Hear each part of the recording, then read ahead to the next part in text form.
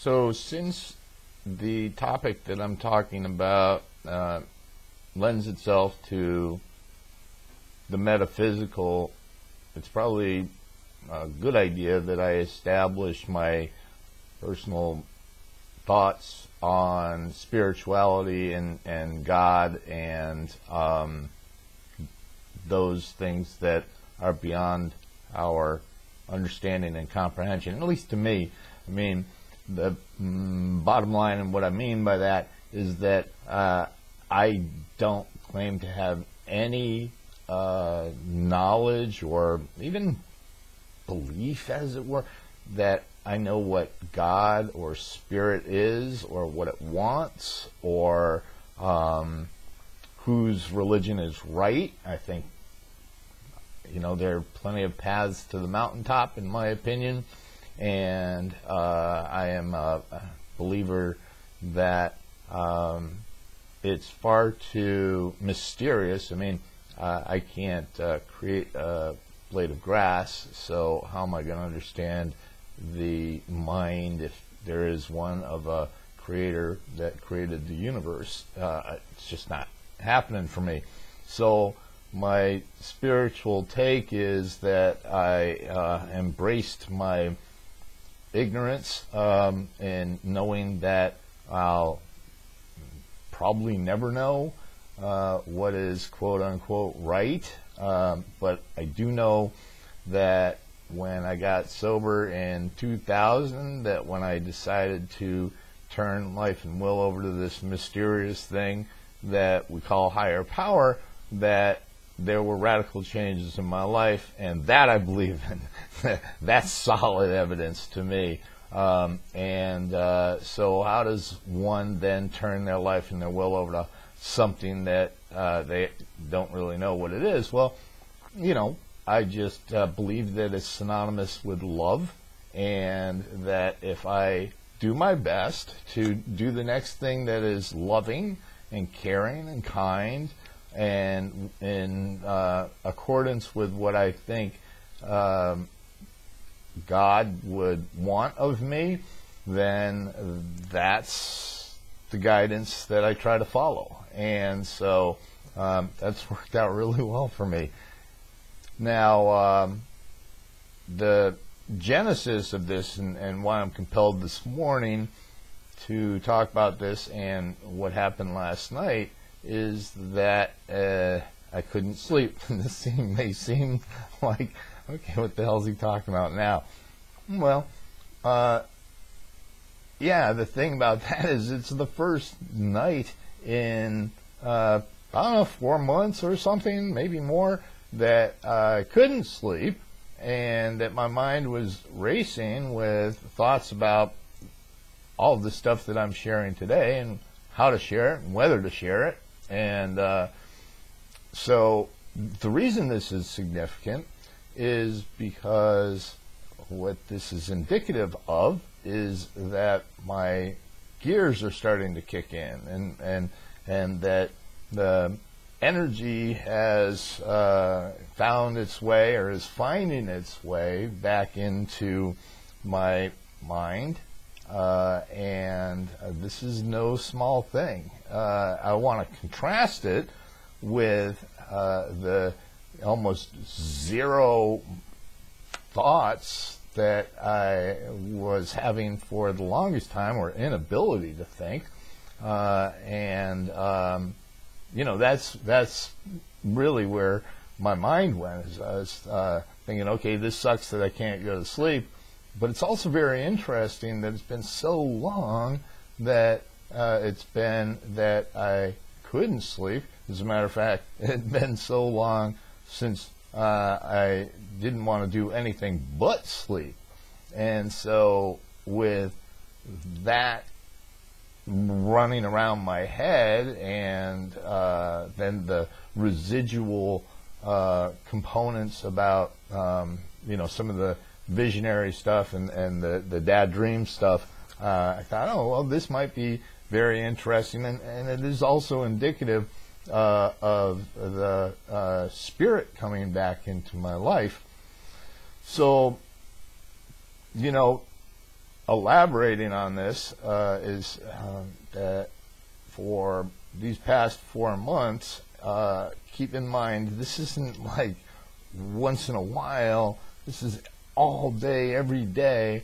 My energy, spirit, if you will, my life force was so depleted that I really, not only could I not think of much, but there was essentially zero motivation to do anything. And I really entered into this adventure in the hope of doing a lot in order to transcend and grow, and that's still my intention. But you know, to put a comparison that the general population might understand, is that if you are so tired, and I mean, this is the super duper, you know, you really, really, really need to sleep tired, and say that people are talking to you about whatever they're talking to you about, you don't care too much perhaps, or it may even be irritating. There were certainly a lot of things that people talked to me about because, oh my God, the amount of information about the self-care that I was supposed to be doing for, you know, this whole process, and then the insurance stuff and the credit card stuff and transportation and all these things that were being thrown at me, and oftentimes I couldn't remember a conversation that I had yesterday that was very important. And so it's that kind of a thing that you just don't have any brain power.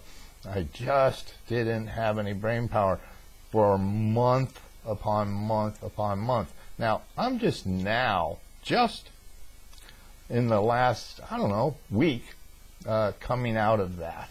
I mean, incrementally. I'm not saying that I've had zero brain power the past month, but not much. And so just in the past, I don't know, I'll say literally 4 or 5 days, is my mind really starting to click in, really starting to operate well. And am I starting to feel right and feel like my old self to the degree that I can. And that means the thing for a person to consider is that I could quite literally have a rest or sleep of 14 hours or whatever it would be, and I would wake up and just stare off into the distance with no thoughts. I mean, I knew that I had to perhaps get some food in me, or meds in me, or get to treatment, and I would be so absent of energy and thought that I'd just stare. Now, I gotta believe that this is the life force, this is the spirit that is just hanging on. I mean, just barely hanging on. And, you know, people say things about how you fight cancer, and how, you know, cancer survivors, you know, got it going on, or whatever it happens to be. And, you know, I don't want to diminish whatever that is for people, whether they're survivors or whether you know somebody that you love that is a cancer survivor.